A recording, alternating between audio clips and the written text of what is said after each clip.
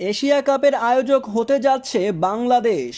আগের মৌসুমে আয়োজক পাকিস্তান থাকলেও ভারত পাকিস্তান জটিলতার কারণে শেষের অংশের খেলা হয় শ্রীলঙ্কায়। ২০২৫ সালে চ্যাম্পিয়ন্স ট্রফি আয়োজিত হবে পাকিস্তানে, তাই এশিয়ার আয়োজক হচ্ছে না পাকিস্তান। শ্রীলঙ্কা ভারত মিলে ২০২৬ টি-20 বিশ্বকাপ আয়োজক করবে। তাহলে বাকি থাকলো আরব আমিরাত, বাংলাদেশ, ওমান। জোরালো সম্ভাবনা দেখা যাচ্ছে বাংলাদেশের, কারণ বিসিবি নিজেই স্বীকার করেছেন এশিয়া কাপ বাংলাদেশে হতে পারে। ইতিমধ্যেই ভারত শ্রীলঙ্কা জানিয়ে দিয়েছে তারা রাজি নন ২০২৫ সালে এশিয়া কাপ আয়োজন করতে। তাই তো বাংলাদেশের জন্য পথ খুলে গেছে ২০২৫ সালে এশিয়া কাপের। এমনটা হলে নিজেদের পিচে দারুণ অ্যাডভান্টেজ পাবে টাইগাররা।